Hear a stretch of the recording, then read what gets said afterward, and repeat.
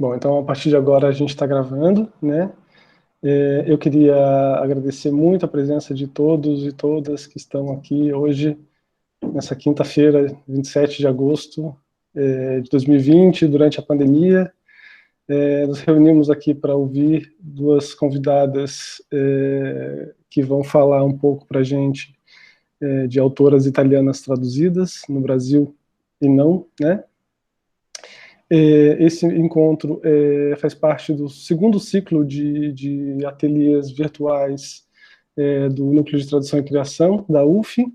O primeiro ciclo aconteceu no primeiro semestre, né, por conta dessa nossa impossibilidade de se encontrar fisicamente. Foi um sucesso, tivemos vários encontros muito legais, e agora estamos já no segundo encontro desse segundo ciclo. Né? Há 15 dias tivemos 3 pessoas envolvidas com o cenário, né, os cenários de poesia contemporânea aqui na cidade do Rio de Janeiro, né, uma editora, um livreiro e um poeta, falando um pouco sobre o cenário, os cenários, né, da poesia contemporânea no Rio de Janeiro durante a pandemia. E hoje vamos falar sobre 3 autoras em especial da literatura italiana contemporânea, que é a Idiaba Chego, a Cláudia Durastanti e a Elena Ferrante, né? Com ainda uma quarta autora, tradutora, ou né, a gente não sabe, mas aí eu vou deixar para a Fabi explorar essa questão terceira ou quarta que é terceira, enfim, deixar a coisa no ar para a Fabi falar melhor, ou não, não sei se a Fabi vai entrar nesse aspecto, que talvez seja até menos importante,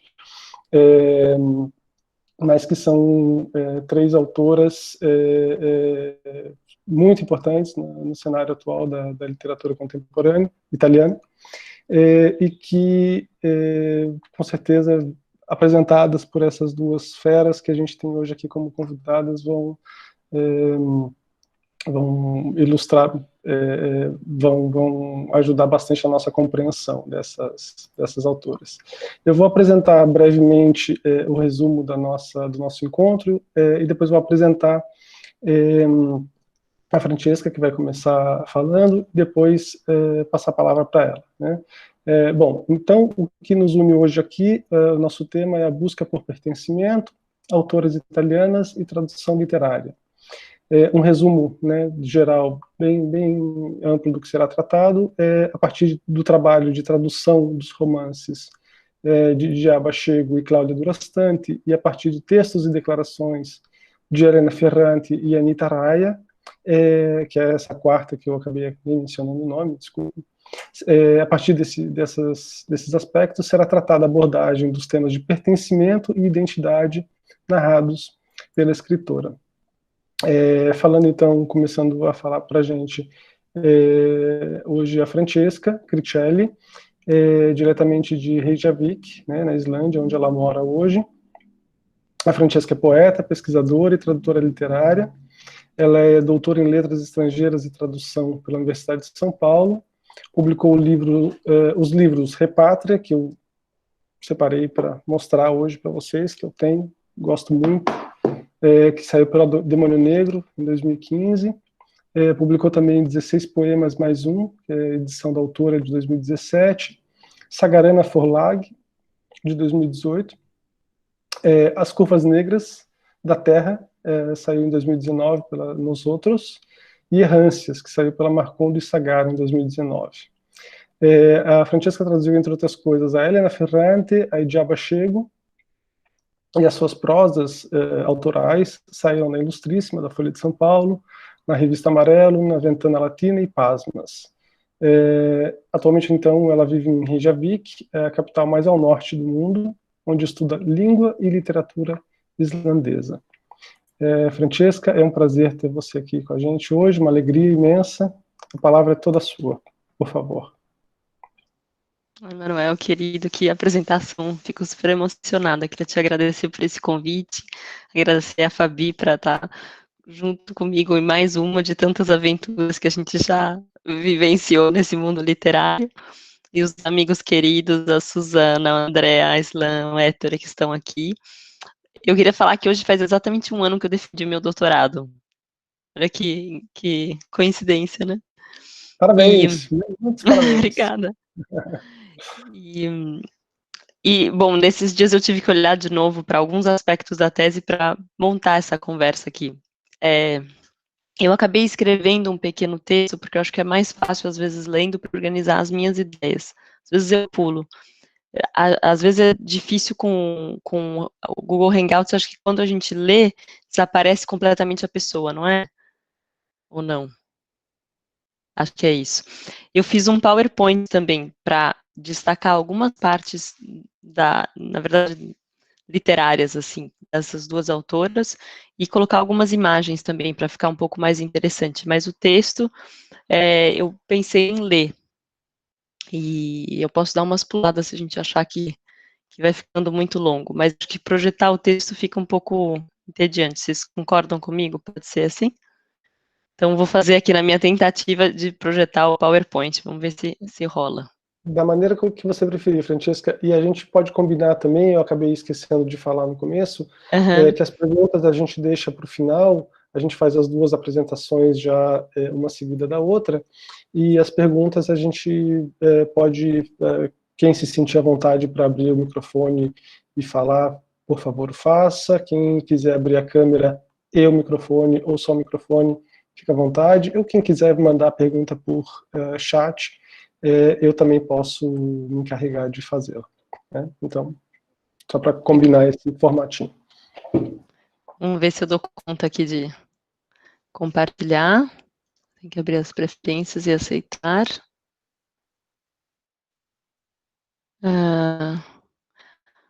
No programa, a tela até que seja encerrado. Será que vou ter que sair e entrar de novo para... Alguém tem experiência aqui dessa... Será que eu tenho que... Talvez eu caia e tenha que entrar de novo na chamada. Tem algum problema isso? Não sei se é exatamente isso que acontece. Você não consegue só começar a apresentar? Ele fala... Não poderá gravar o conteúdo da tela até que seja encerrado.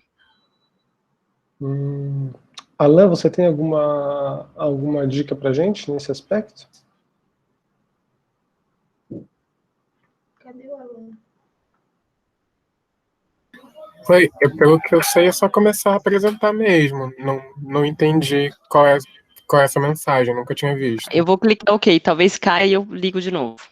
E aí vocês me aceitam. Vamos lá. Foi o que aconteceu.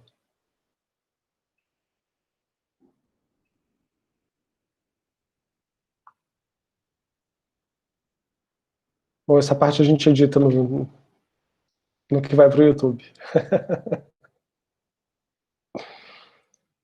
Vamos esperar a Francesca voltar.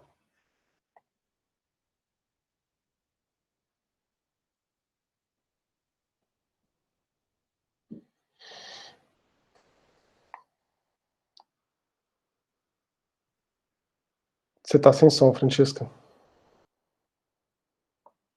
Vamos ver se agora funciona.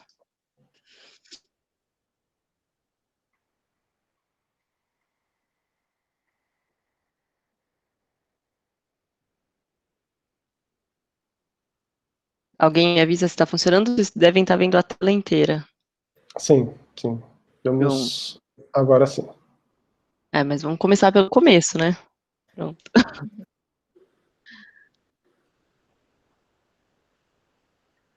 Aí. Bom, essa é uma imagem também da Michelle Alves, que é uma artista e poeta. Depois eu vou passar o contato dela para vocês, que eu usei para ilustrar um pouco a nossa conversa. Então, eu vou falar sobre esses 2 livros aqui. Então, esse trabalho pretende analisar a relação entre memória e busca por pertencimento nos livros Minha Casa é Onde Estou, Na Minha Casa do Vessono, da Ediaba Chego, e A Estrangeira, de Cláudia Durastante.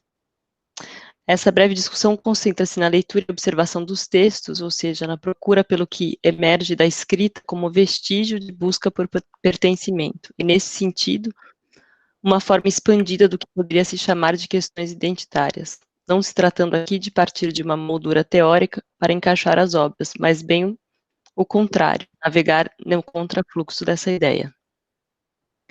Antes de apresentar os livros e as autoras, recorremos à introdução de um livro que se chama Letters of Transit, organizado pelo escritor André Aciman, com depoimentos de diversos escritores migrantes, entre eles Eva Hoffman, Edward Said e Charles Simic. Os textos apresentados são decorrentes de uma série de encontros que aconteceram em 1990 na Biblioteca Pública de Nova York.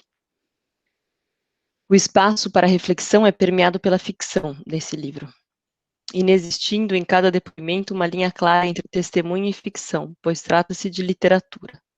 Para orientar nossa conversa hoje, portanto, partimos de algumas colocações que a Aciman faz nesse prefácio. E também falaremos um pouco do que Philippe Lejeune denominou o espaço autobiográfico em seu livro, O Pacto Autobiográfico. E eu cito agora um trecho. As traduções são minhas, o livro é em inglês. Todo exílio é diferente, e cada autor tem seu próprio jeito de tatear na escuridão.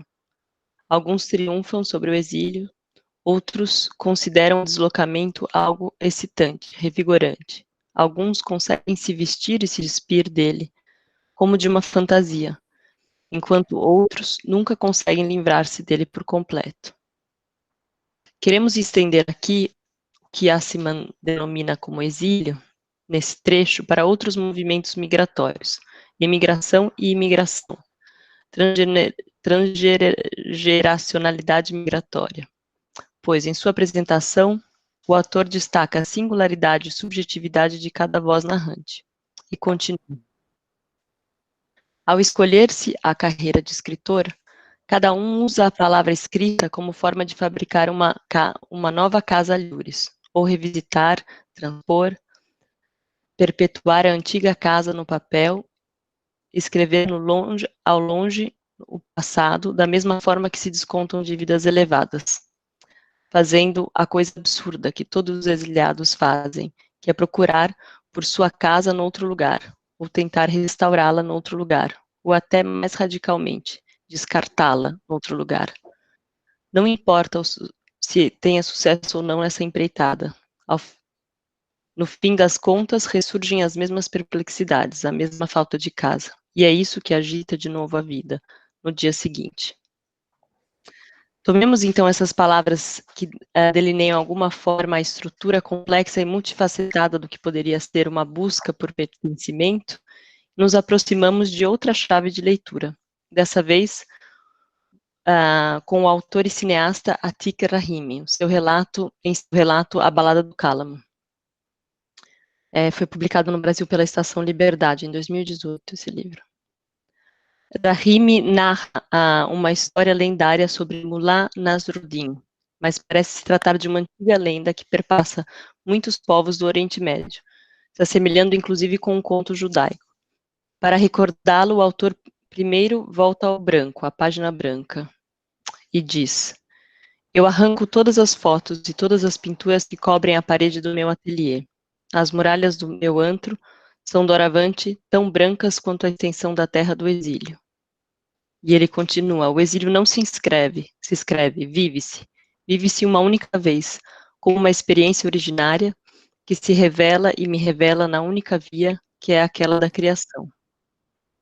Essa história eu a conto toda vez que me perguntam por que escrevo, por que faço filmes que se passam na minha terra natal. Então o conto é esse aqui. Um dia, em uma ruela, Mullah Nasruddin procura alguma coisa sobre um lampadário. Um transeunte aproxima-se dele e pergunta: Mullah, você perdeu alguma coisa? Sim, perdi as chaves de casa. O transeunte propõe-se ele também a procurar. Trabalho perdido. Nenhum traço das chaves.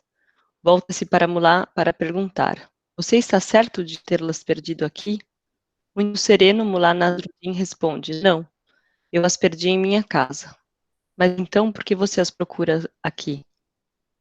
Em minha casa não há luz, responde Nasruddin. Para Atiq Rahimi, toda criação em exílio é a busca permanente dessas chaves perdidas. E aqui eu faço mais uma citação desse livro. Uma via que religa meu corpo, ele está falando dele mesmo, né, nessa balada do Cálamo. Errante a minha terra perdida, meu inapreensível presente ao meu passado inacabado, uma chave identitária. Uma identidade de tessitura e de mestiçagem. Não sei mais separar do exílio, nem minha identidade, nem minha criação. Mesmo se regresso ao meu país de origem. Minhas chaves imaginárias, criadas no exílio, não abrem mais a porta da casa da minha infância. Haviam mudado as fechaduras? Então, escolhemos justamente dois autores para apresentarmos alguns parâmetros analíticos e não dois teóricos, né? Aqui agora no começo. Então, eu vou pular aqui um pedaço e imagino que vocês já tenham lido alguma coisa do Philippe Lejeune, que ele fala sobre esse pacto da ficção e da autoficção, né? É uma ampla discussão levantada por esse autor, que se deparar com um texto faz uma espécie de pacto entre leitor e autor, um pacto imaginário, que porventura pode ser um pacto romanesco, ao se tratar de um romance, ou biográfico, quando se lê o relato de uma vida. Uma das questões discutidas por Lejeune é o próprio gênero autobiográfico, as relações entre biografia e autobiografia, as relações entre romance e autobiografia. Então, na minha tese de doutorado, eu lancei mão desse autor para interpretar o objeto de estudo da minha tese, que eram cartas, né? E hoje nós vamos usar alguma coisa daquilo que ele chama de pacto fantasmático para pensar tanto o livro Minha Casa é Onde Estou, da Ediaba Chego, quanto Lastraniera, da Cláudia Durastante.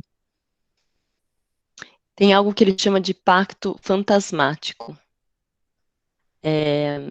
Uma forma indireta de pacto autobiográfico, segundo o autor, que convida o leitor a ler esses romances não apenas como ficções, mas também como fantasmas que se revelam ao indivíduo. O acordo tácito com o leitor se dá com o distanciamento entre o autor, o narrador e o protagonista, por meio da diferença entre os respectivos nomes, bem como por meio das informações paratextuais que corroboram o caráter ficcional da obra.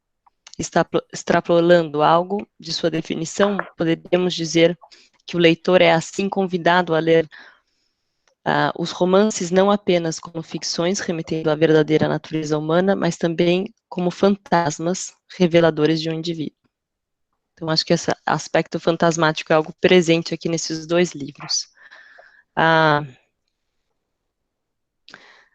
Ediaba Chego, mais conhecida, né, no Brasil, nascida em 1975, aqui é uma citação do livro, no final da Minha Casa é Onde Estou, a Minha Casa é do Avessor, ela diz: não precisamos ser a cópia passada limpa, arrumadinhos, limpos de qualquer imperfeição, a memória é um rabisco, falando sobre a escrita dela. Essa é a Ediaba, ela é nascida em Roma em 1975, é uma das revelações da literatura italiana contemporânea, jornalista, pesquisadora, contribui com diversos veículos, né, como l'Internazionale, Lo Straniero, La Repubblica, l'Unità, e é doutora e pós-doutora, ela integra o grupo de pesquisa de altos estudos em ciências humanas da Universidade Ca' Foscari, em Veneza. E em 2018 esteve no Brasil durante a Flip. Bom, deixa eu continuar aqui. Vocês estão me ouvindo bem, né? Tá tudo certo aí. Aqui é uma foto do lado esquerdo de Mogadishu, já agora no presente, que é a cidade de onde veio a família da Ediaba, e depois um cinema, que é um lugar importante, assim, nas narrativas da Ediaba, uma foto antiga. Vou pular um pouco, assim, a apresentação mais detalhada sobre a Ediaba, e vou pular um pouco para o livro, para a gente ler, entrar um pouco no texto, né?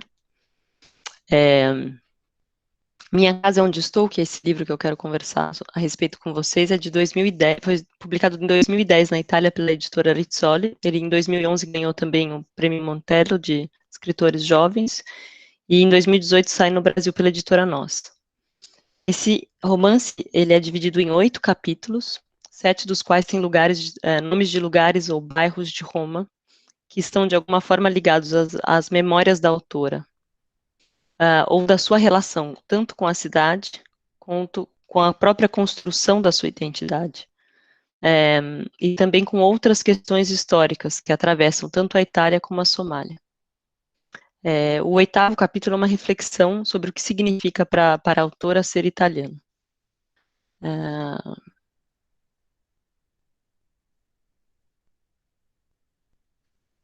Eu estou achando que eu abri o arquivo errado, mas não, tá certo.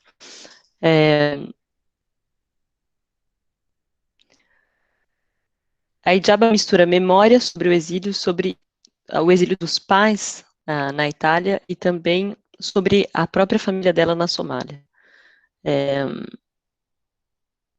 Nesse romance autobiográfico está presente uma questão muito cara a Hijaba, que não podemos esquecer que a escritora é também historiadora. Então, suas narrativas sempre estão em diálogo com a história. Ela abre o livro dedicando o livro à Somália, onde quer que ela esteja. E começa com a citação também de um livro chamado Refugiados, de Nureddin Farah, que diz: encontrei minha morada num território de fronteiras incertas, com as quais normalmente defino o país da minha imaginação. Esse livro, não sei se vocês já leram, mas a Minha Casa é Onde Estou é um livro muito denso, que contém muitas notas históricas e explicativas, né? E nós vamos acompanhando, assim, o crescimento da Hijaba nos primeiros 20 anos da vida dela, e com a própria relação com a cidade de Roma. E é bem interessante a gente pensar logo no começo, se vocês lerem também o outro romance dela, Adua, tem várias questões aí que aparecem tanto no livro quanto no outro. E aqui é um trecho, logo no primeiro capítulo, que fala um pouco dessa estrutura do livro, que não deixa de ser uma cartografia, porque cada capítulo tem pelo menos o nome de um lugar geográfico dentro da cidade de Roma. Então tudo começa com eles estão num jantar na casa do irmão dela em Londres, e ela está brincando com o sobrinho, eles estão fazendo um mapa imaginário de Mogadishu, o primo e o irmão, e a mãe dela também está presente, relembrando os lugares que não existem mais, né, depois da destruição da guerra. E a Hijaba começa a ajudá-los, assim, a desenhar esse mapa, até que o sobrinho dela diz: é a sua cidade, tia Hijaba? E aí, esse é o trecho que eu vou ler para vocês. Eu não sabia o que responder. A pergunta era repentina, inesperada, um contra-ataque. Eu não conseguia voltar para meu meio-campo. Embaraço. Minha mãe balançou a cabeça. Refletia. Não basta, disse quase resmungando. O quê? Isso, respondeu, indicando um ponto entre ela e o horizonte. Isso o quê? Perguntei, então, um pouco irritada. Maca, o mapa. Suas palavras misturavam-se língua materna e italiano. Não basta para tornar sua aquela cidade.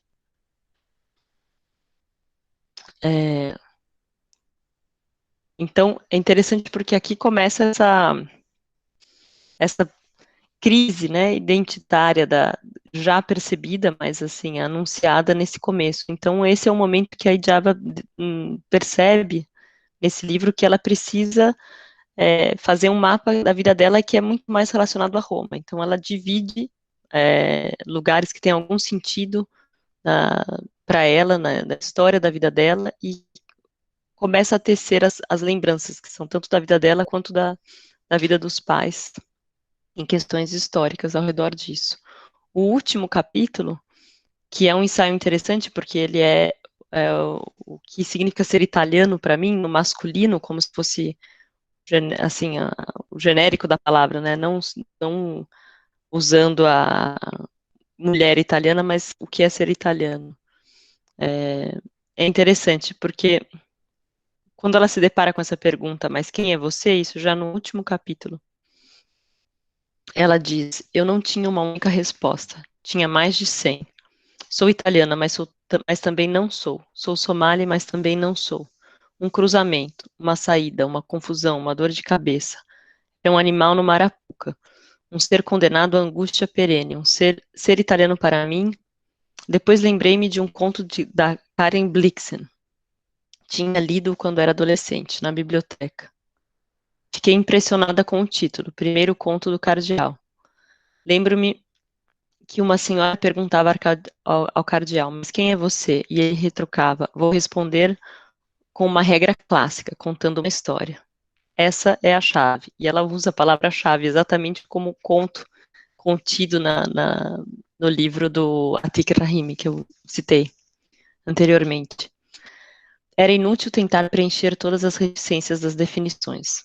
Era uma batalha perdida de início. Aqueles pontinhos iriam nos perseguir a vida inteira. Era melhor fazer como o cardeal, tentar contar o percurso feito até aquele momento, e talvez os percursos que sentimos realmente como próximos da gente. Bom, esse é um pouco uma breve, rápida introdução a esse livro e a própria Ijaba. Eu acabei pulando aqui umas coisas mais específicas, mas de repente depois eu compartilho com vocês o texto que eu li. Então a gente parte aqui de uma autora, só mostrar a cara dela de novo, que é italiana somali, né? O pai dela já tinha uma história de ter estudado na Itália para se formar na sua carreira como diplomata e político. O avô dela tinha sido intérprete de guerra, então tinha colaborado com os fascistas. Tem toda essa mistura, como em todos os textos da Ijaba, onde as coisas ficam mais complicadas do que a gente espera, né? Os lados. E por isso que é uma literatura tão interessante. E aqui uma outra autora, a Cláudia Durastante, que é um pouco mais jovem do que a Ijaba, ela é nascida em 84, mas a gente tem que pensar num pequeno paralelo também que a Cláudia Durastante publica o livro La Straniera mais ou menos com a mesma idade que tinha a Ijaba quando ela publicou A Minha Casa é Onde Estou, La Mia Casa é Dove Sono. Aqui é uma foto da Durastante, ela é escritora e tradutora. O seu romance de estreia, Un giorno verrò a lanciare sassi alla tua finestra, de 2010, venceu o prêmio Mondello Giovani, que acho que é o mesmo prêmio que ganhou a Ijaba, mas não como jovem, no mesmo ano. Em 2013 publicou A Chloe per le ragioni sbagliate, em 2016 Cleópatra vai in prigione, com traduções previstas em breve para vários países. Ela é uma grande tradutora de literatura de língua inglesa, né, para o italiano, e é uma das fundadoras da Italian Festival of Literature de Londres. Colabora também com jornais como La Repubblica, morou até pouco tempo atrás em Londres e agora está em Nova York. Aqui é uma citação desse livro dela que tornou ela ainda mais famosa, La Straniera. Ela já era conhecida, mas esse foi um livro finalista, entre os 5 finalistas do Prêmio Strega, e ganhou o Prêmio Off Strega. Então, retomando aquela ideia da cartografia que a gente falou no começo, que é usada pela Ijaba também, eu pego aqui uma citação do livro La Straniera. Ela diz: La storia di una famiglia somiglia più a una cartina topografica che a un romanzo. A história de uma família se assemelha mais a um mapa, né, topográfico do que um romance. E uma biografia é a soma de todas as eras geológicas que você atravessou.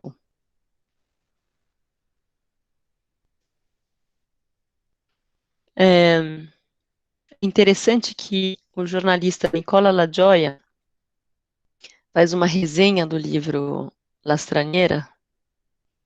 Esse livro, em breve, vai sair no Brasil. Eu tenho que fazer um pouco de mistério, porque ainda não foi divulgado oficialmente. Vazou em algum lugar, mas eu traduzi o livro, em breve sairá no Brasil. Ou no final desse ano, ou no começo do ano que vem. E é interessante porque ele faz alguns comentários sobre o romance, e ele diz assim: é possível escrever um livro de memórias antes de ter 40 anos? Claro.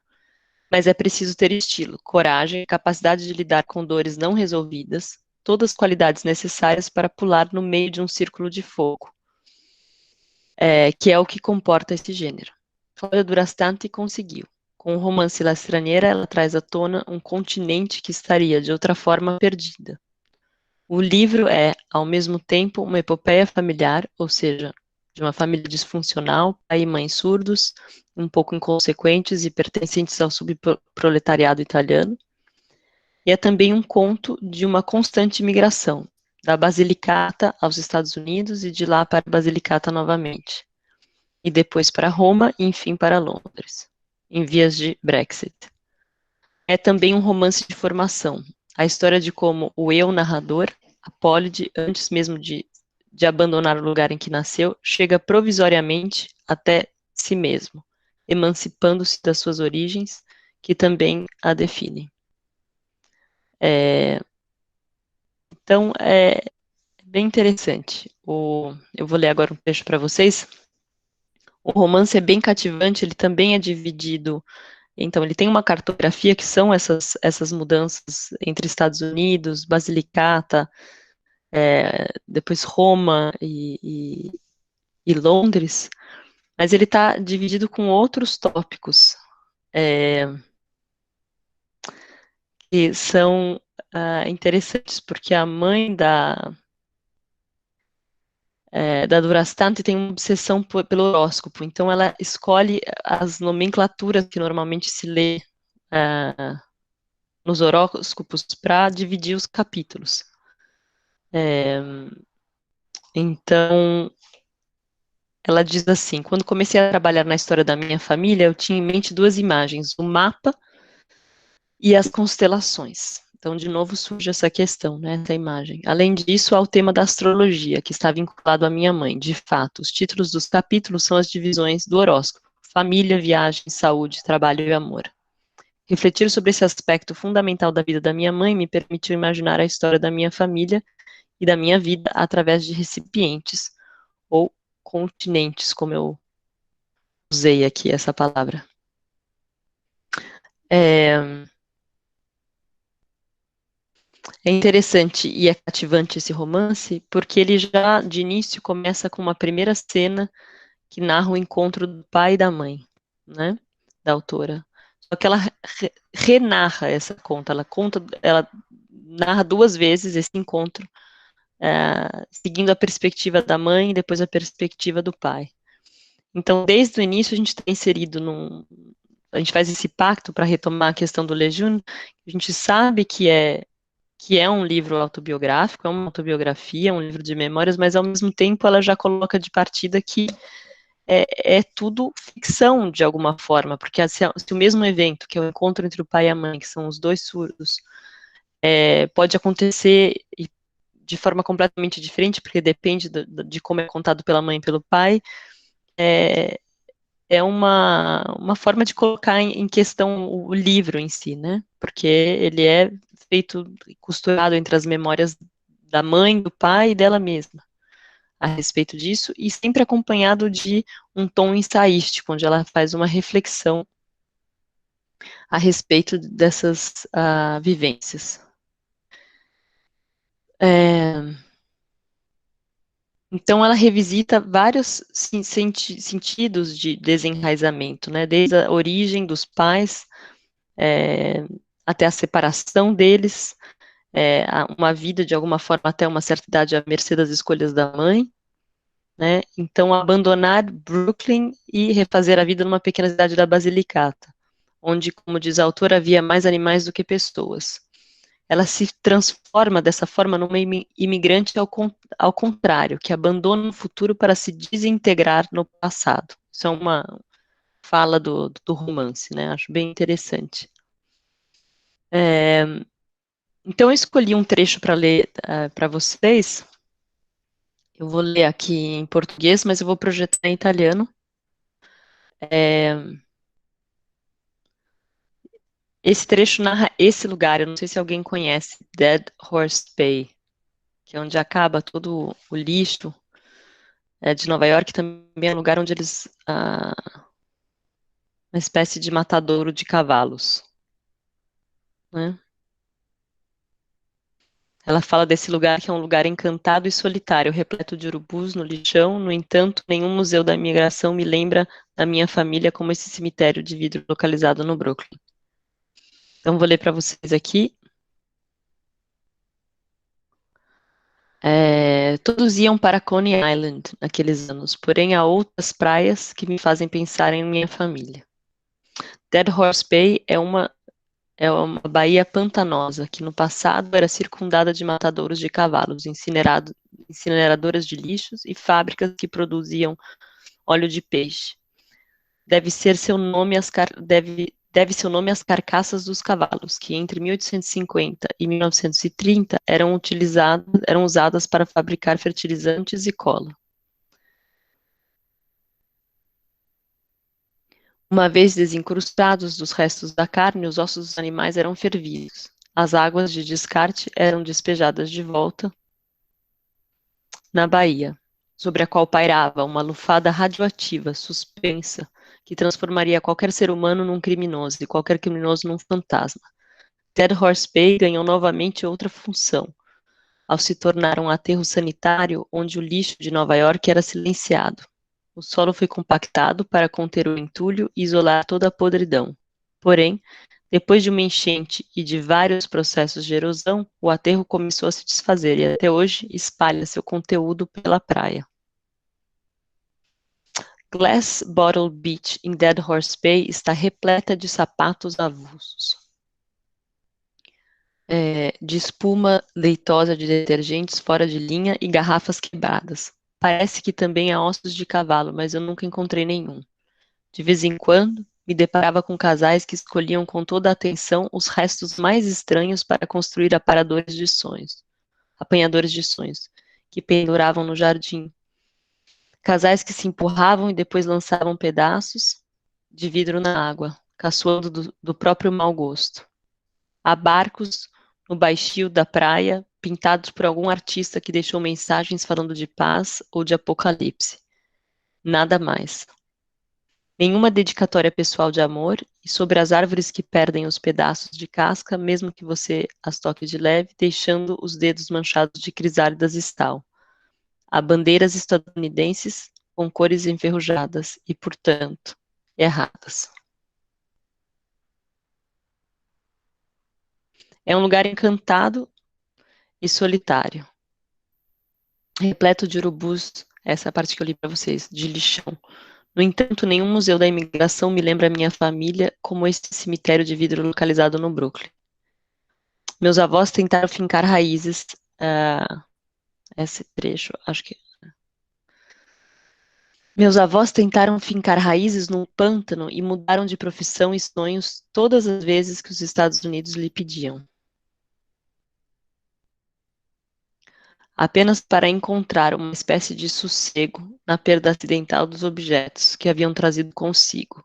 Objetos cujas marcas já não guardavam aderência com a realidade, nem sequer tinham qualquer valor afetivo para uma família que se dizia sempre nova enquanto demonstrava sua eufórica e triste licívia, como se fosse um aterro sanitário reconstruído.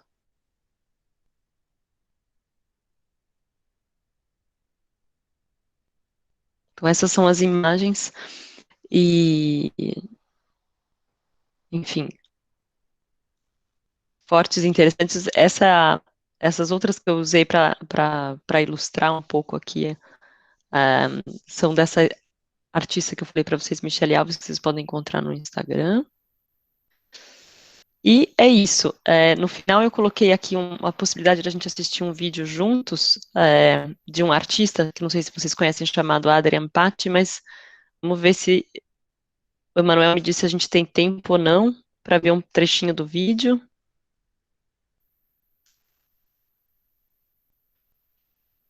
Podemos sim, Francesca. Sim? Sim, Então eu vou é por... longo? Quanto dura? Não, são 5 minutos, mas a gente não precisa nem assistir ele inteiro, na verdade. É só um pedacinho. Não Vamos sei lá. se o áudio daqui aparece para vocês também.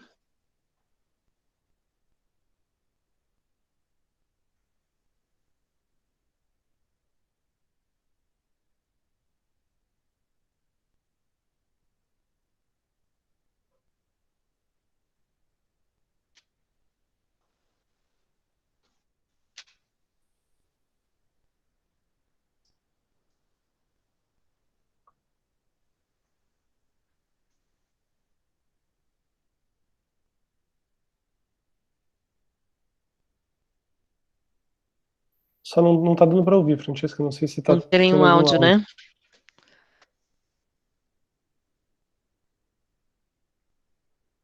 Deixa eu ver se eu colocar áudio do monitor. Dá para ouvir alguma coisa? Não.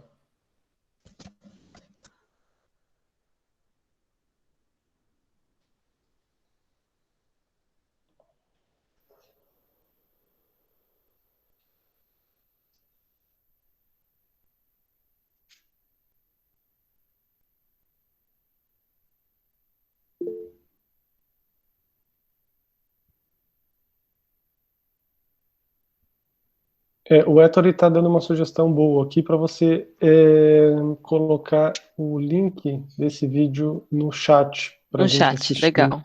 em outro Então tá. momento, porque Vou fazer. pelo jeito não vai dar certo assim. Então tá.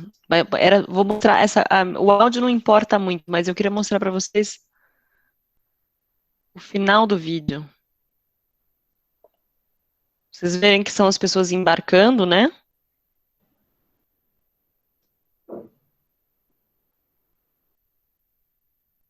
Subindo, como se eles estivessem subindo num avião, e no final.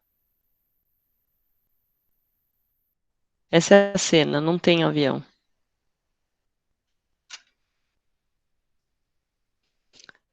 É isso. Deixa eu ver se eu consigo sair aqui do modo de projeção. Como que eu faço?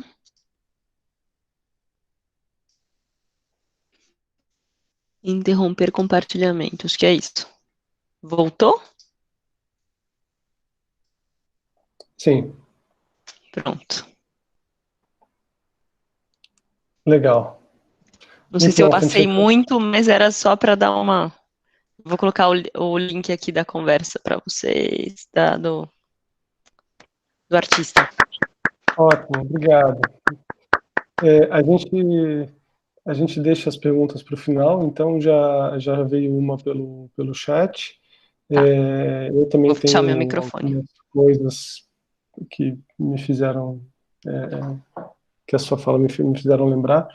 É, mas a gente deixa esse papo para o final, então, porque aí a gente envolve a Fabi também, e a partir da apresentação que ela vai fazer agora para a gente, né?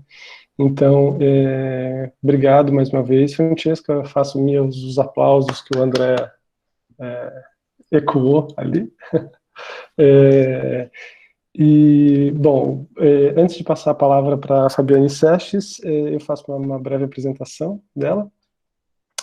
A Fabiane, ela é psicanalista, crítica literária e pesquisadora de literatura. Ela é mestre em teoria literária e literatura comparada pela Universidade de São Paulo e doutoranda na mesma área e na mesma universidade, na USP. A Fabiane publicou um livro chamado Elena Ferrante, uma longa experiência de ausência, esse ano, pela editora Claraboia. Eu não vou poder levantar o livro aqui, porque eu só tenho ele em formato digital, e é um livro bastante recente, que eu confesso que eu ainda não comecei, Fabi, mas estou muito curioso, inclusive para incorporar como uma discussão nacional de uma autora italiana, né? Agradeço mais uma vez por ter aceitado o convite, e passo a palavra, então, para que você nos fale um pouco sobre as suas reflexões. Obrigada, Emanuel.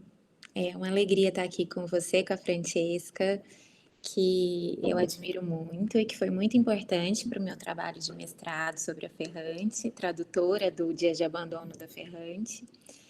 Conforme a Francesca estava falando sobre a imagem da chave e da fechadura, eu pensei inclusive de uma passagem bem emblemática de Dias de Abandono, que eu acho que é bem simbólica, né? Essa ideia de casa e de chave, né? Como um símbolo da casa.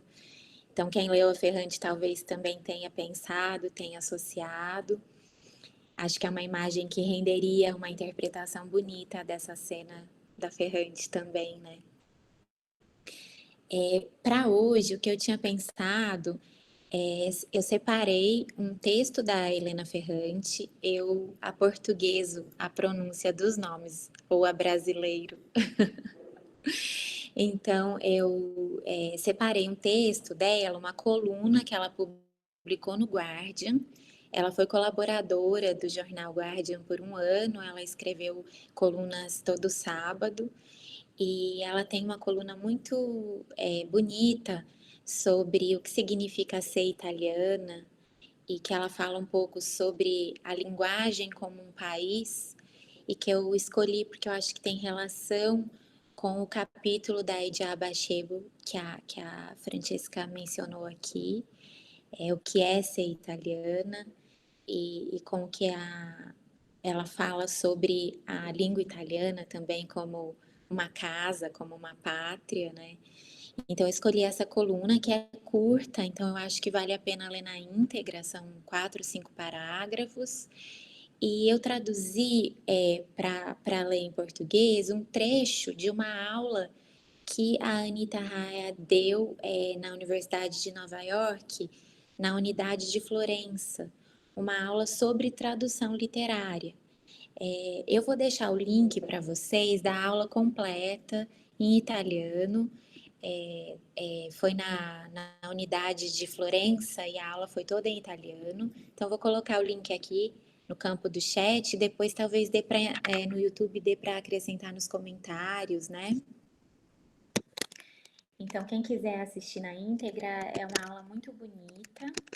E eu traduzi um trecho, a introdução dessa aula para o português, para ler também aqui, porque ela faz uma. Antes de entrar na análise, ela está falando de 2 autoras alemãs, que ela traduziu para o italiano, e um autor alemão, que ela também traduziu para o italiano. Ela é tradutora do alemão para o italiano, há 40 anos, mais ou menos. Essa aula de 2015, então ela fala que faz 35 anos que ela traduz, mas atualizando, ela continua falando sobre tradução e traduzindo, então a gente pode dizer que faz 40 anos. E eu queria ler, então, esses 2 trechos, a coluna da Ferrante e essa introdução do que a Anita Raia diz sobre tradução literária, porque eu acho que conjugam bem com os trechos que a Francesca leu e que a gente depois pode debater juntos. Vocês estão me ouvindo bem? Então tá bom. Então, Sim. eu vou colocar aqui também o trecho, eu coloquei o link para a aula, né, da Anita Raia, e eu vou colocar o trecho, o link para a tradução que eu fiz da coluna da Ferrante, que eu vou ler aqui. Quem quiser acompanhar, também vou deixar aqui. Eu traduzi para o português, mas eu traduzi do inglês, porque o que acontece é que esses textos foram originalmente publicados em inglês no Guardian, e só depois é que eles foram publicados em italiano num livro. Então, quando eu já tinha traduzido do inglês, é que saiu em italiano. A gente não tinha acesso ao original. Então, já é uma tradução de terceira, quarta via. Sabe lá por quantas mãos passaram antes, né? Eu vou começar da Ferrante, tá? Eu escolhi esse subtítulo da linguagem como país, porque eu acho que é mais ou menos isso o que ela fala. Eu amo meu país, mas não tenho qualquer espírito patriota, nem qualquer orgulho nacionalista.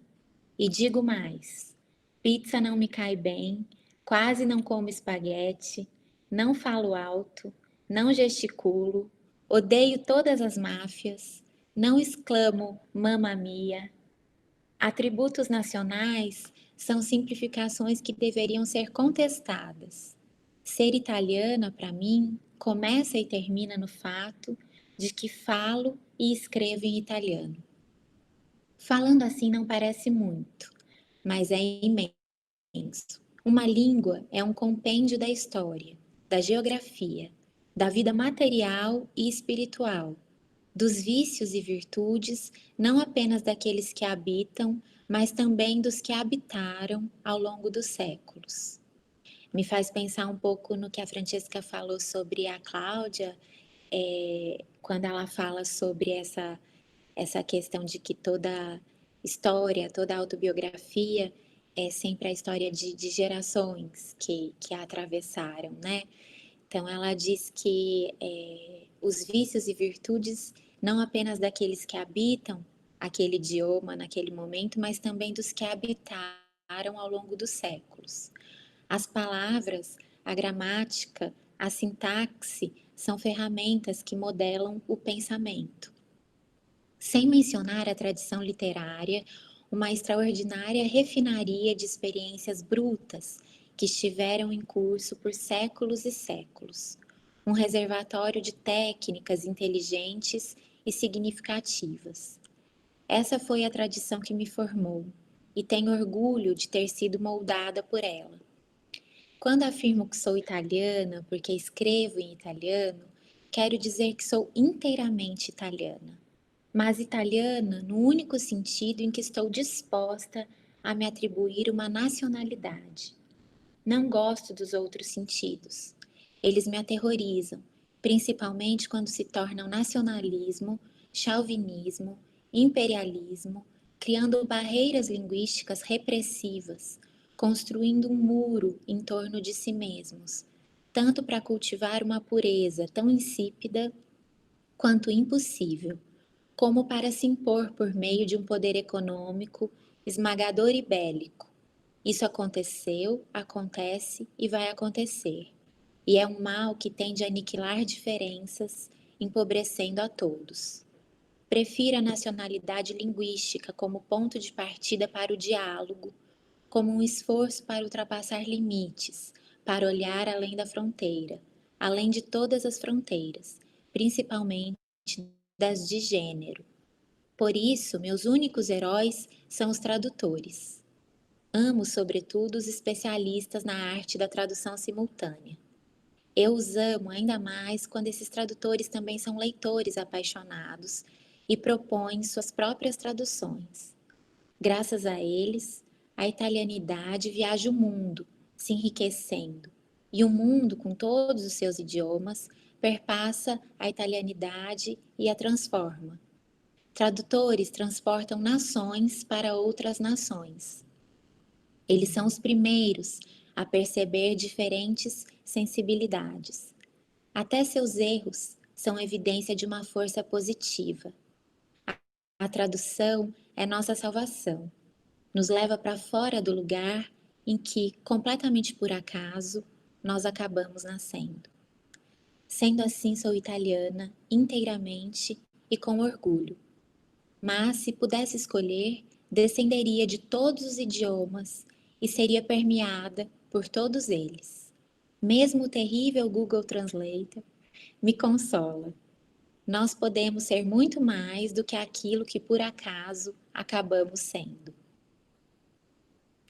Então, eu escolhi esse texto porque eu acho que essa visão da tradução literária, da tradução de maneira geral, né? Porque aqui ela nem fala só da literária, e de habitar uma língua, né? Do conceito do que é ser italiana, né? Do que é ter uma pátria, e tá tão, ao mesmo tempo, propor uma ideia crítica em relação a qualquer nacionalismo, que seja meramente geográfico, e tratá-lo como um conceito artificial e falar sobre abrir espaço para essa outra ideia de pertencimento, né? Já que a gente está falando aqui sobre busca por pertencimento.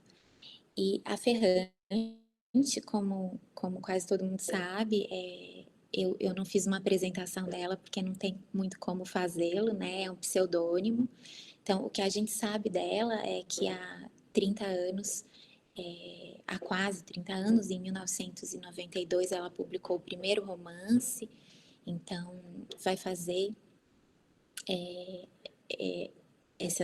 já tem 3 décadas que ela está publicando obras de literatura muito importantes, sempre escritas originalmente em italiano e identificadas com esse nome, né? Elena Ferrante, ou Elena Ferrante.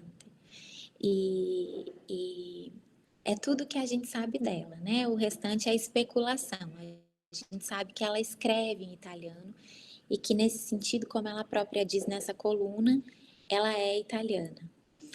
Mas especula-se que a autoria dos livros dela seja, na verdade, de uma tradutora literária chamada Anita Raia, que é de ascendência alemã, na verdade, né? A mãe é alemã e o pai é napolitano, italiano, nascido em Nápoles, e que é tradutora do alemão para o italiano, traduziu Franz Kafka, traduziu Christa Wolf, traduziu alguns autores muito importantes de literatura ao longo dos últimos 40 anos.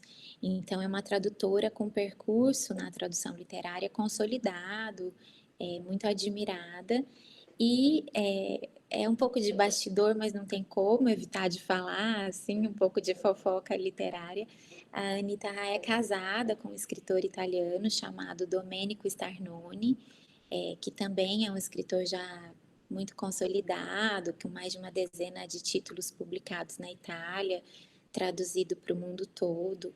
Aqui no Brasil, a gente tem 3 romances dele publicados, os 3 foram traduzidos pelo Maurício Santana Dias, que traduziu também a tetralogia napolitana da Ferrante.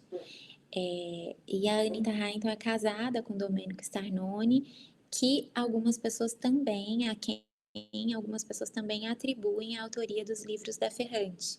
Então, para alguns, a Ferrante é o Starnoni, para outros, ela é a Anita Raia, e ainda há uma teoria de que talvez haja uma colaboração, alguma espécie de colaboração entre os dois.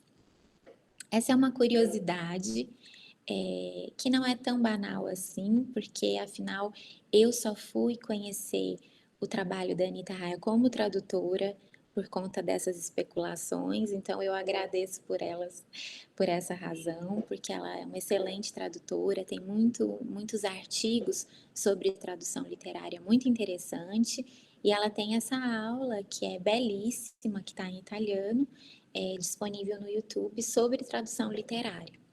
E aí eu escolhi traduzir do italiano um trecho curto, que é a introdução que ela faz a essa aula, antes de entrar na análise desses autores alemães que ela traduz. E eu vou ler aqui para a gente também. Ela dá esse título que eu acho tão bonito, que é a tradução como prática de acolhimento. Por 35 anos, tenho tido um trabalho secundário, mas constante, como tradutora literária do alemão para o italiano. Eu traduzi e continuo a traduzir essencialmente por prazer.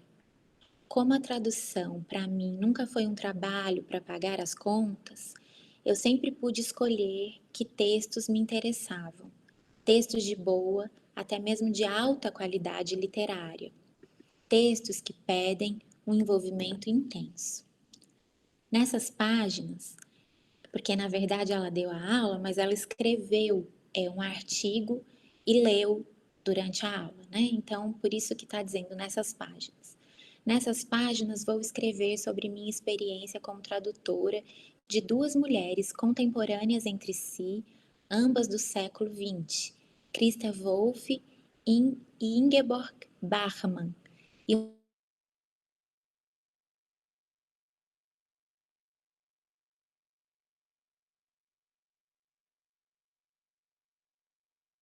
você vendo aí as gafes. O que significa para mim traduzir literatura?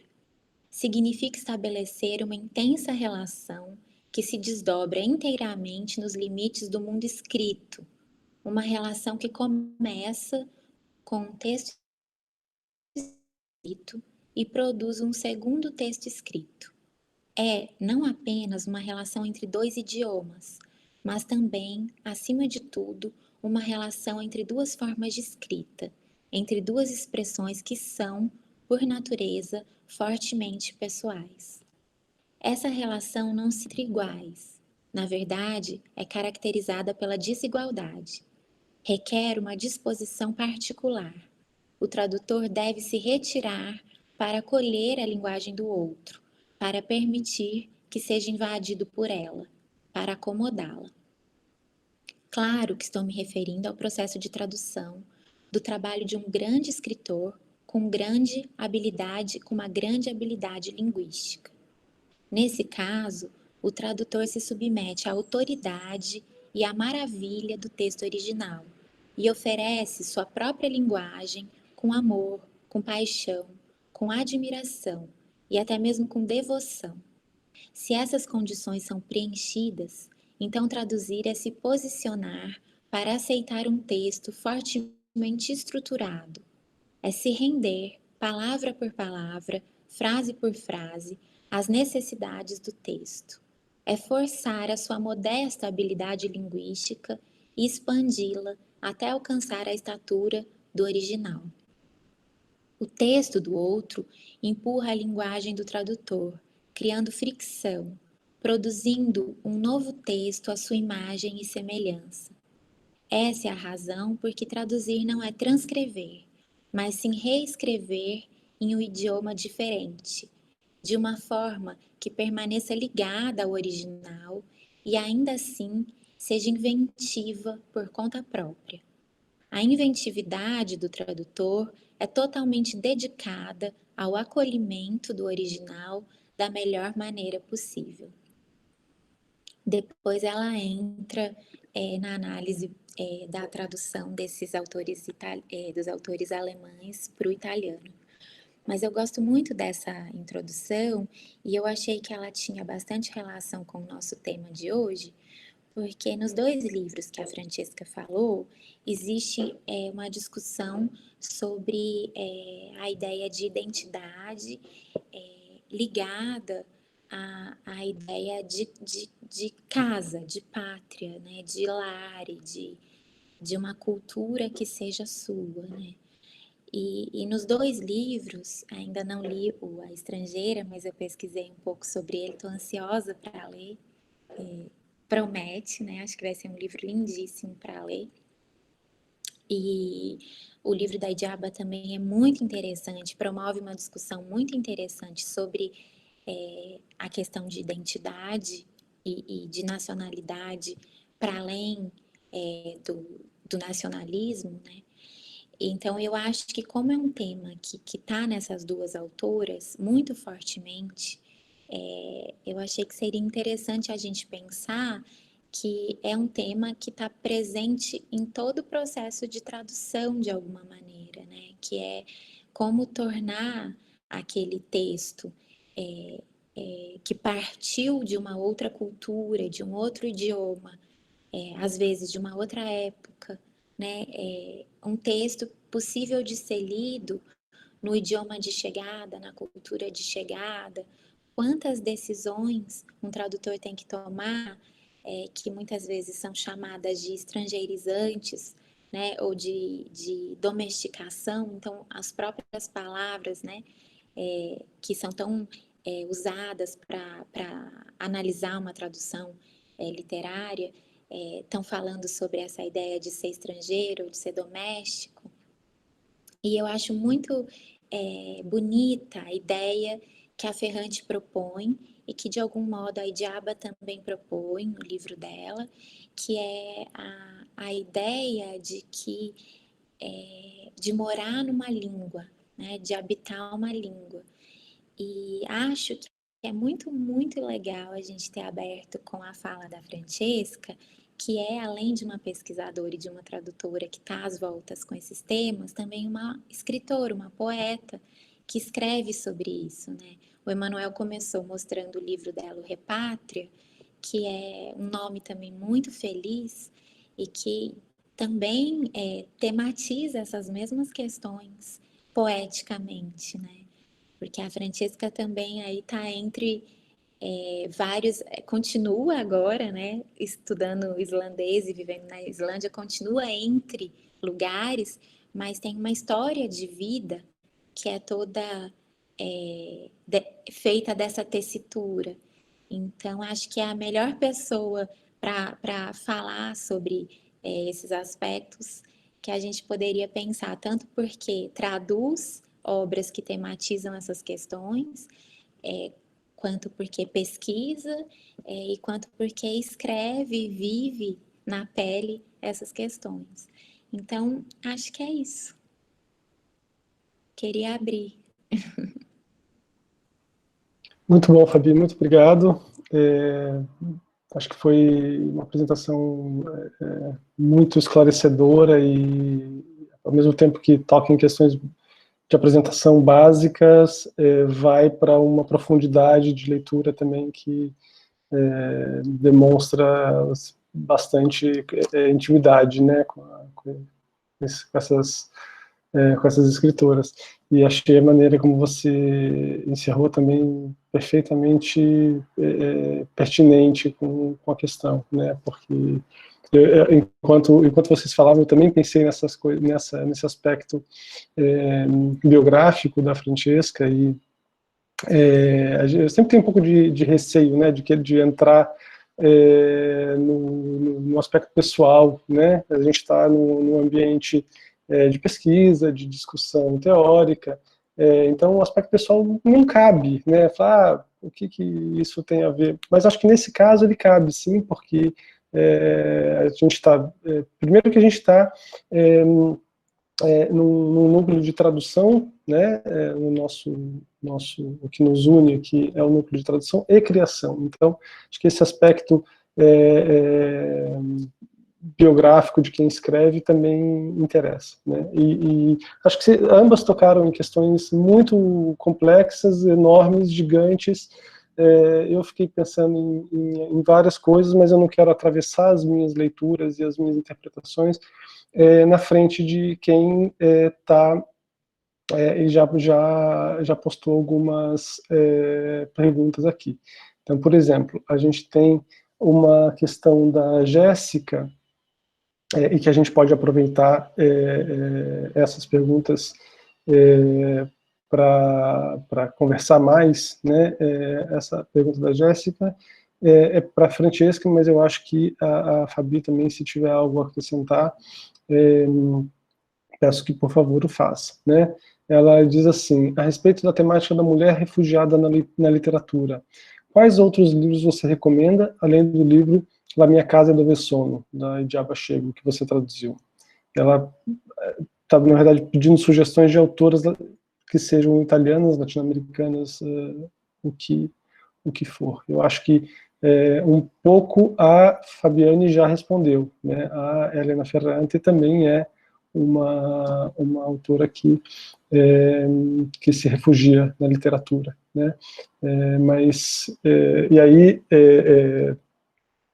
eu até fiquei pensando se nesse caso se ela não está buscando um despertencimento a um lugar físico, até por essa vontade de anonimato que ela tem, né? Se é a Anita Raia, se é o Starnone, a gente não sabe, a gente sabe que é alguém que quer ficar anônimo, né? Que busca se preservar desse mundo exposto que a gente vive, né? Mas enfim, eu vou deixar vocês responderem, não vou ficar explanando demais.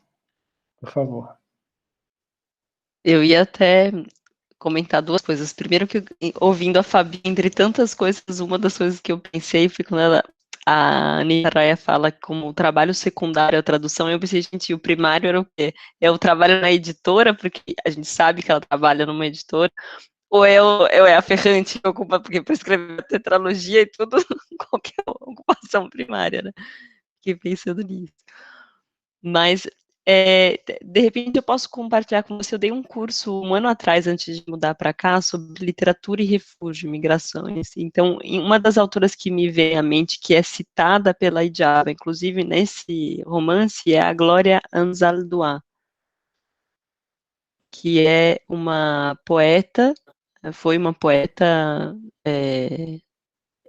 que nasceu nos Estados Unidos, mas de origem mexicana, e que, enfim, fez uma coisa bem interessante, assim, com a linguagem, né, de misturar o espanhol e o inglês. Tem ensaios e obra poética bem interessante.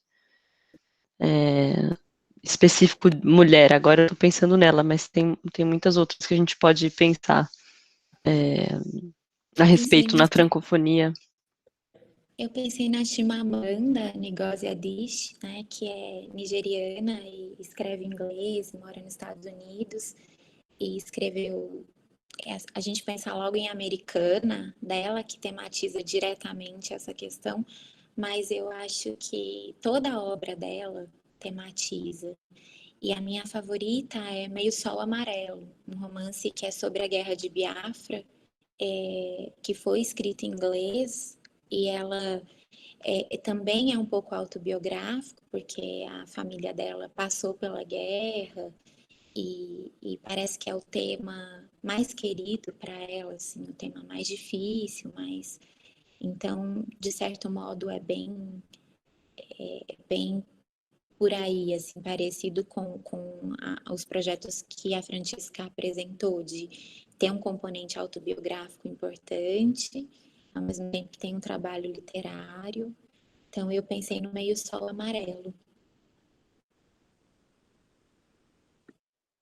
Eu vou escrever aqui no campo do chat, para quem não conhece. Muito bom, Fabi.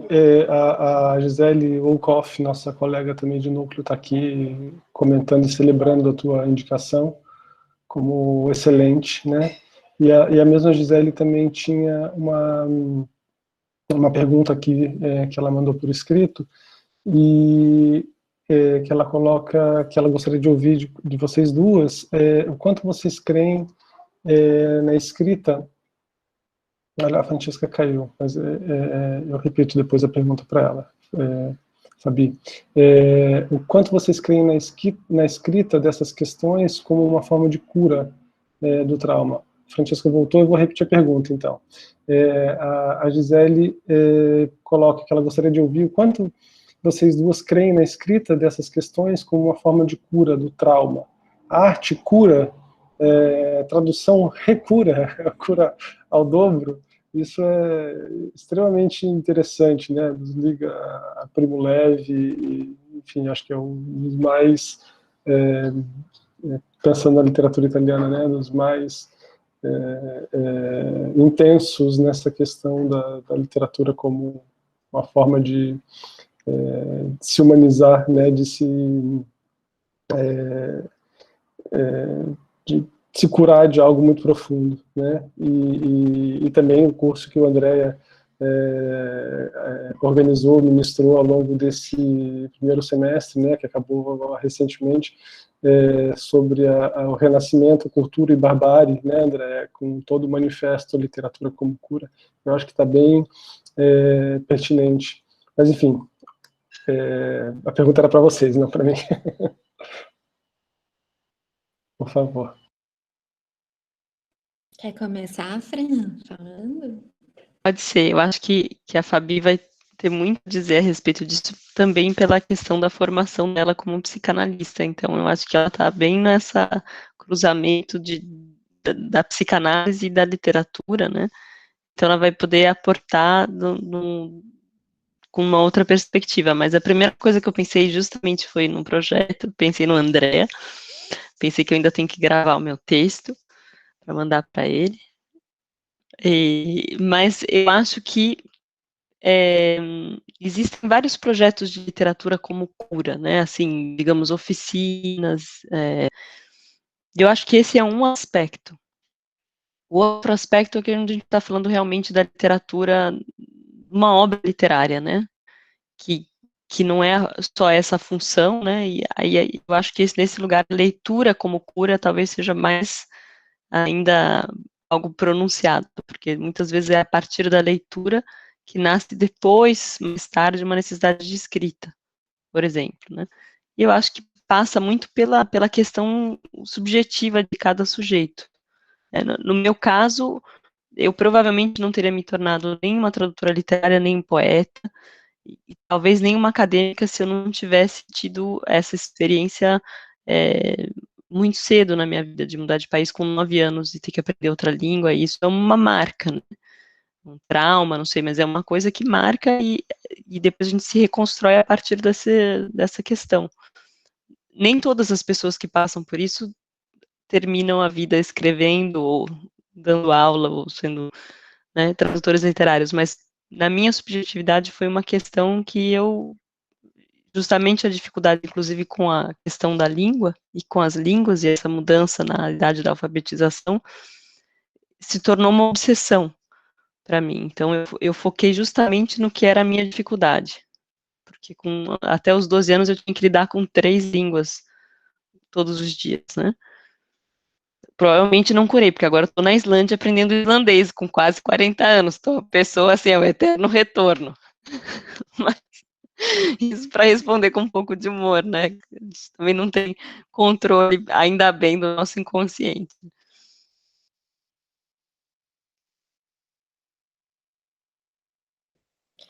Eu vou deixar aqui também um link, que saiu hoje uma matéria que, conforme o Emanuel lia a pergunta, eu me lembrei, porque o título da matéria era Entenda como a literatura pode ser um refúgio. Então, acho que tem um pouco relação. Vou deixar o link aqui da matéria, que fala um pouco sobre, investiga um pouco essa questão sobre a relação da literatura com a catarse, com a extrapolação, com algumas formas de endereçamento do sofrimento, reconhecimento de um sofrimento, por identificação, enfim. São muitas as maneiras pelas quais a gente pode se sentir abrigado, acolhido pela literatura, né? Ou chacoalhado por ela também, né? O Kafka dizia que um bom livro tem que ser como um machado capaz de quebrar os mares gelados da nossa alma. Então, nem sempre a leitura, como a Fran falou, eu acho que é talvez o aspecto do qual eu me sinto mais confortável para falar como leitora, nem sempre é curativo num sentido apaziguador, né? Às vezes, ao contrário, joga a gente para um furacão, mas talvez seja um furacão que a gente precise viver de alguma maneira, né? O Freud, pensando na psicanálise, ele admirava muito os escritores literários e ele falava muito sobre a sublimação, né, que ele atribuía a algumas pessoas que teriam condição de, através de um fazer artístico, deslocar um sofrimento, uma questão, endereçar de uma outra maneira e transformar em arte. Isso impressionava muito Freud, tanto nas artes, na pintura, quanto na literatura. E também me impressiona muito. Eu acho que o trabalho de tradução literária também está aí, né? Eu acho que é um trabalho artístico, acho que não é um trabalho braçal apenas, embora também seja, né? Então, eu acho que tem um processo profundo acontecendo, né? Como a Anita Raia diz no texto dela, pede um envolvimento intenso do tradutor, uma obra literária de qualidade, pede um compromisso intenso. E acho que nos nossos tempos, né? A gente está falando aqui, a gente está reunido hoje por conta da pandemia, a gente pôde fazer esse encontro online, que tem as suas vantagens, mas a gente está falando de um tempo de profundo desalento, né? De muito desamparo, e a literatura, para mim, falar sobre literatura, estar aqui pensando sobre literatura, estudar literatura, como professora, como aluna, como pesquisadora, para mim é um alento, né? Não sei se é assim para todo mundo, eu acho que a gente só não pode generalizar, que não é porque funciona também para uns que funciona para todos, mas para mim, e acho que para quase todo mundo que está aqui, que se mobilizou para estar aqui para conversar, talvez seja porque a gente foi mordido aí por um bichinho, né?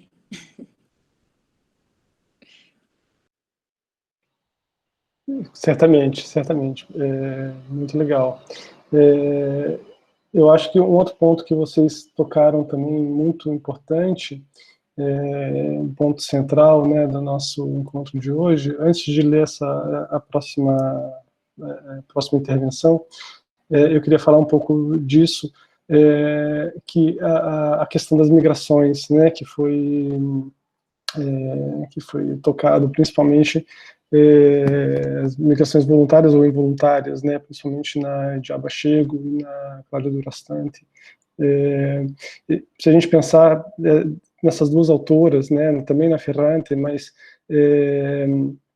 e na questão da realidade da Itália, nos últimos 10, 15 anos, principalmente, né, onde tem um fluxo migratório não só do Oriente ou do leste europeu ou da América Latina, como sempre houve, né, ao longo do século XX, mas que nos últimos anos essa migração africana, né, e aí a Djaba Chego como representante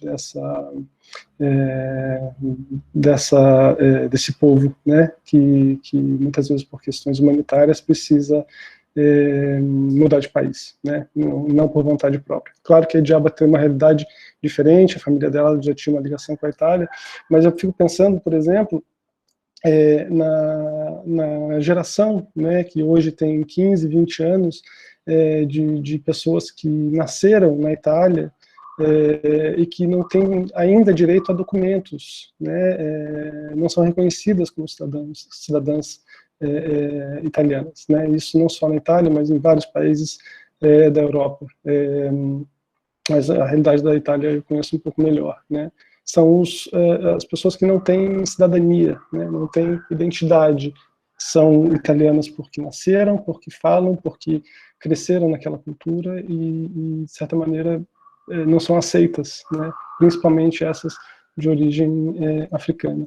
E é muito interessante ver como a Djaba coloca isso na narrativa dela, né, essa dúvida se pertence a um lugar, se pertence a outro, né. E outra coisa que me fez pensar ao longo dessa fala foi que esse gênero, né, onde a gente está, que é um romance ficcional, ao mesmo tempo que é uma autobiografia,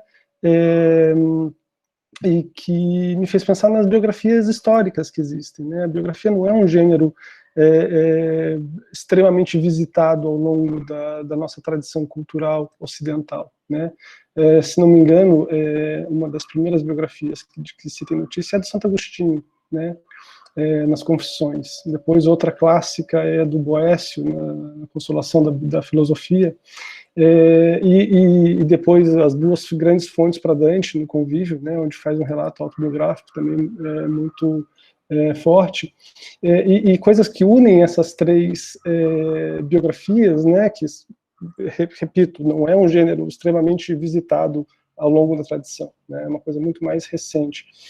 Uma coisa que une essas três obras e que, de certa forma, vai contra um código da oratória clássica, da escrita clássica, de uma proibição, digamos assim, de falar de si mesmo, porque, né, isso é um preceito ciceroniano, de que o orador ele tem que evitar falar de si mesmo, porque o orador não tem o distanciamento necessário para ou se criticar ou se elogiar, vai ser sempre uma coisa desmedida. Então, qualquer autorreflexão ela é contaminada das nossas paixões pessoais, né?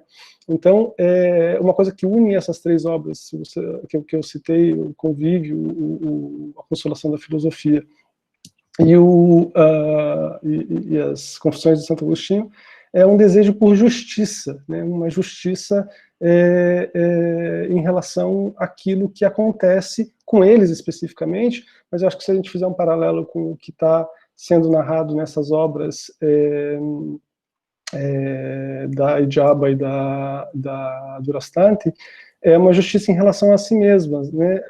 A um olhar em relação a si que não condiz necessariamente com um olhar do senso comum, né? Então, não sei, se vocês quiserem comentar algo a respeito, senão eu já passo para a próxima pergunta, né?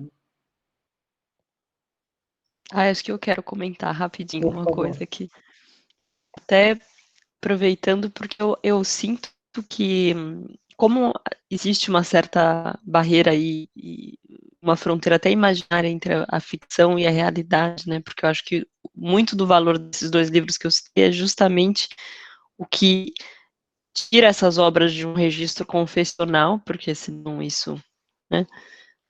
Uma questão é a fabricação do confessional, a outra é a questão de um objeto literário aí que usa da própria vida para narrar algo, mas não é atravessado por tantas outras coisas. E, de certa forma, acho que os leitores da Ferrante se sentem muito próximos às personagens, né?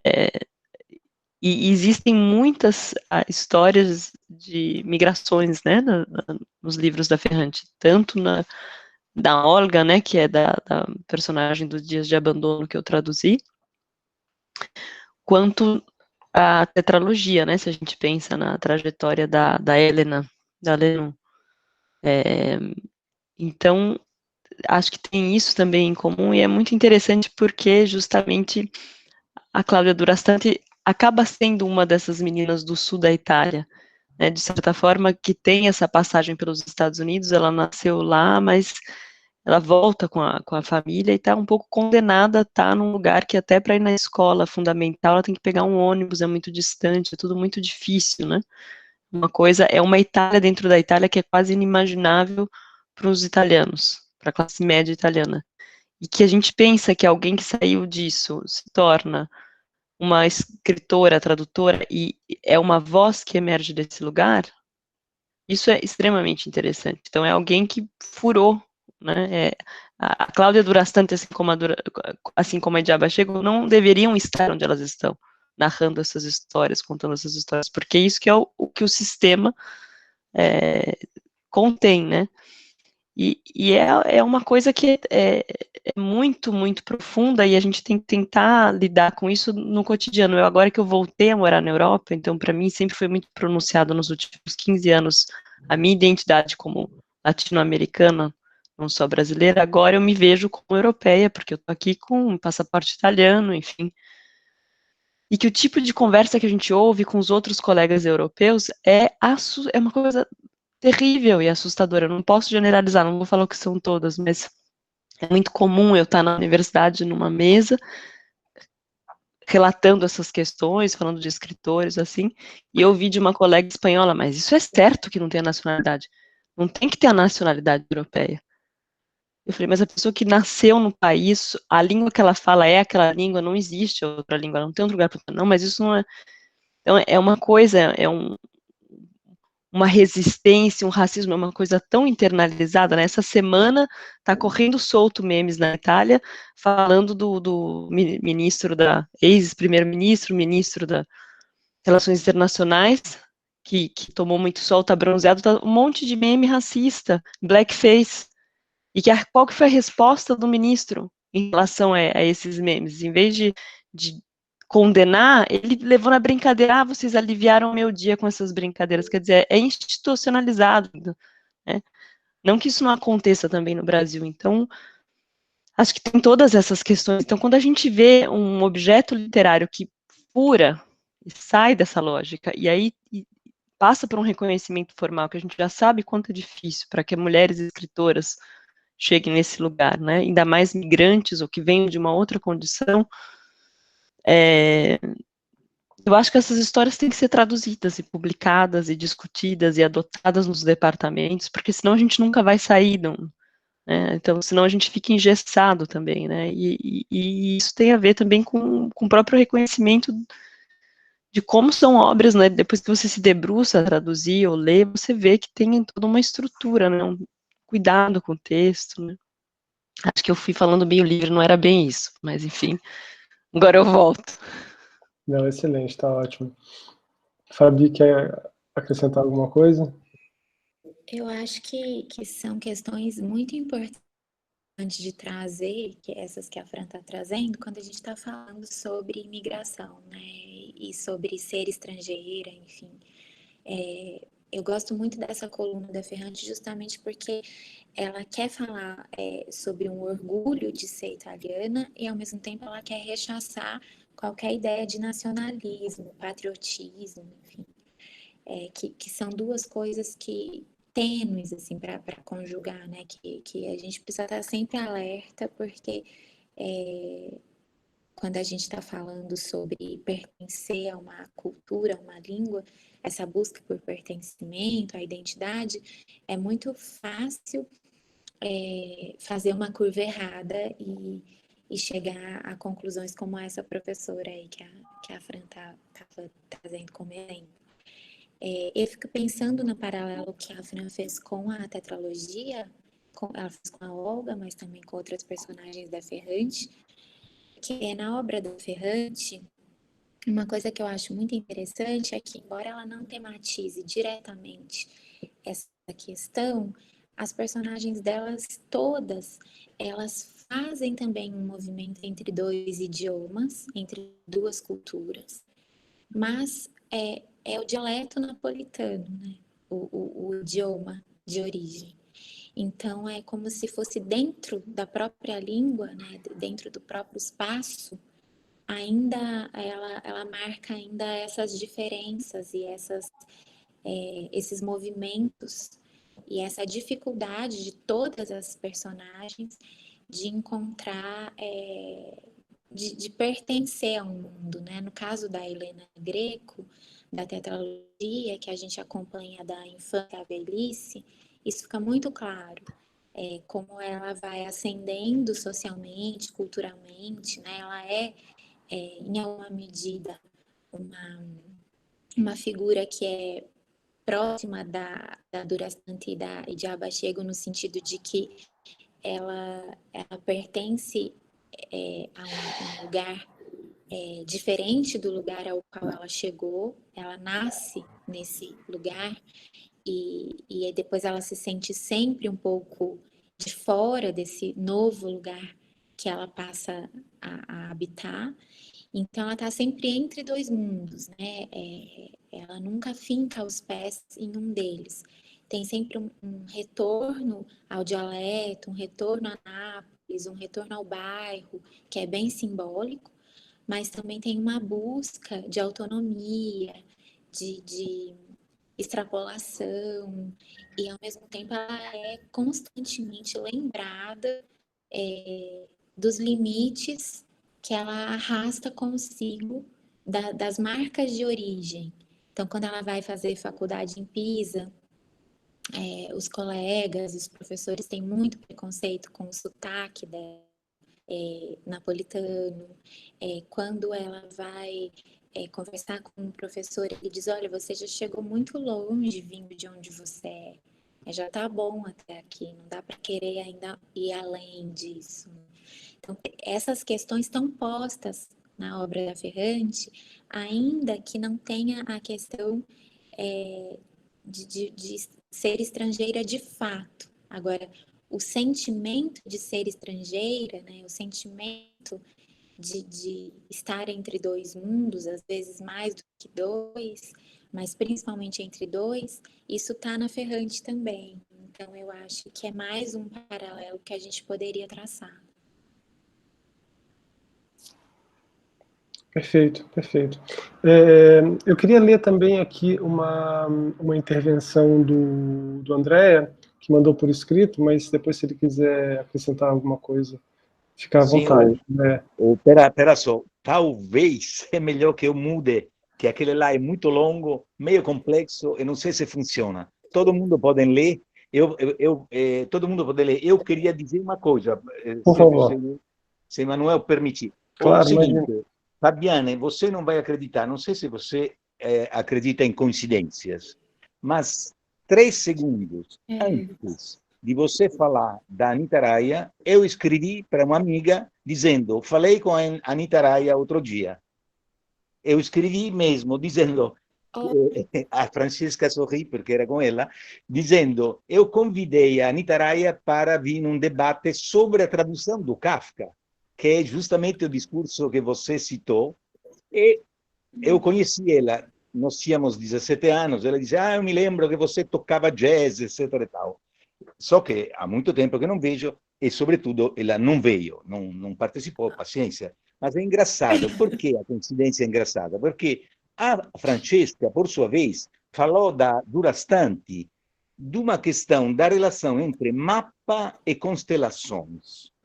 Eu pensei, aí que escrevi uma coisa meio incompreensível, provavelmente, que nosso horizonte vai entre uma questão que se aproxima de ser uma origem, a constelação, o nosso signo. Eu sou fervoroso defensor da função do signo. E o signo é aquele que define o momento exato em que a gente chegou aqui. Aqui, em termos figurados, digamos. E aí, o problema é que a escrita é exatamente a distância mais imensa dessa constelação, porque é aquilo que a gente cria ficcionalmente, recria, reinterpreta. Eu me lembrei de Brodsky, sobre aquele texto do Exílio, onde ele diz: a literatura sempre é exílio.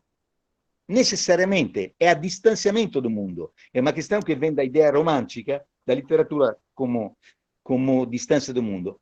A questão que eu queria acrescentar, se você, Fabiane, sobretudo o que você falou e o que a Francesca falou nesses termos que eu já citei, a gente é iniciador de um movimento que se chama literatura como cura. A ideia que está por trás, eu conheço aquelas do Freud e, digamos, a gente conhece, digamos, essa nossa relação que temos com a literatura, que não todos têm, que podem ter e que podem ter de uma forma diferente. Ou seja, eu digo para os meus alunos, você pega um livro, está com sono, esse livro pode ser o mais apaixonante, você dorme igual. Ou você, na verdade, pega um livro nem tão importante, mas de repente dá um insight. A ideia foi que quem escreveu sobre isso, e ninguém percebeu ao longo dos anos, é Boccaccio. Giovanni Boccaccio. Eu sou, dá para perceber pelo sotaque que eu sou estrangeiro. Talvez, a propósito de estrangeiros, eu estou no Brasil há 40 anos. O Giovanni Boccaccio, ele disse o seguinte: eu estava para morrer, eu ia morrer. De quê? De mal de amor. Ou seja, eu estava apaixonado, estava quase para morrer. Mas, felizmente, os meus amigos me contaram umas novelas, umas histórias, uns contos, e aí revivi. Isso ele diz na 10ª linha do seu prefácio. E depois ele vai na descrição da peste, que é realmente o encontro com a morte e a salvação pelo Eros. Eros e Thanatos, ou seja, 5 séculos ou 6 séculos antes do Freud, ele identificou essas duas coisas. Portanto, a literatura não é que ela salva, mas ela é um espelho para conhecer a si mesmo, para a gente, por meio da literatura, ver a nossa estrutura. A estrutura da Francesca, que conhece 3 continentes do início, longínquos, diferentes de línguas. A minha, que são só 2 continentes, na verdade. A de Emmanuel, todos nós, que são vários continentes. Ou seja, essa literatura não é que ela salva sempre, mas pode ser elemento para um insight. E aí que vem a questão da elaboração do trauma do passado possível em termos coletivos para elaborar um futuro possível. Não é, portanto, como dizer, eu não vou na farmácia e digo, me dá o livro terceiro da estante. Não é assim que funciona, mas a literatura pode, sim, ser um elemento de, como dizer, redenção, salvação, aprofundamento, reflexão e assim por diante. Essa é a ideia. Se eu puder, eu consigo depois colocar aqui no chat, não sei onde que tenha o texto do Literatura como Cura, ou pelo menos o link para a coisa. Era isso que eu queria dizer. Esqueça, mas aquela pergunta, a pergunta tem a ver com isso, com esses 2 limites. Mas pensei que elas fizeram coisas tão complexas que era melhor tentar fazer uma coisa complexa para responder. Mas... Não, perfeito, André. E se você quiser, se você por acaso não achar o link para o texto da Literatura como Cura, para a gente colocar aqui no chat, você pode me mandar, que perfeito. Eu depois compartilho com todo mundo que recebeu o link para a reunião. Então, vai atingir os que vieram e os que não vieram à reunião, inclusive.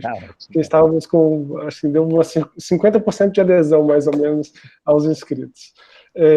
Bom, a gente está se encaminhando já... Por favor, Suzana. Não, eu só ia fazer uma brincadeira, nenhuma observação muito séria, fiz só umas anotações ali no chat, só brincar com o André, que ele, em homenagem à duplicidade profunda, Anita Raya Ferrante, duplicou a tela.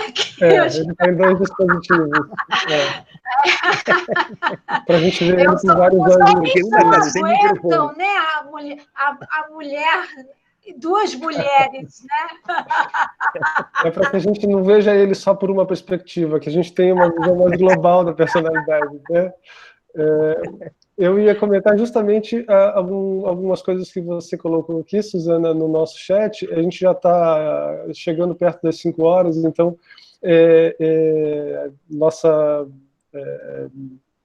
combinado é que mais ou menos um encontro de 2 horas, até para que ninguém fique cansado demais, né? Mas eu ia comentar justamente as indicações que você está dando aqui, Suzana, no chat, sobre projetos de pesquisa, né, que já acontecem em relação à tradução e questões migratórias, né? Um do nosso colega de UF, Johannes, desculpem a pronúncia alemã, Heschmar, é quase isso. E a outra da Stefania Chiarelli, né?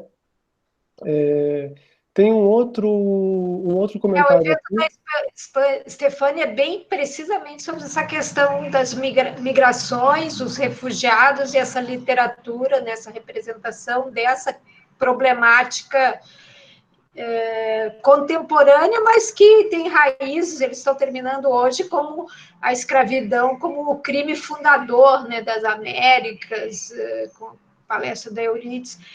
Foi bem interessante, está tudo gravado, né?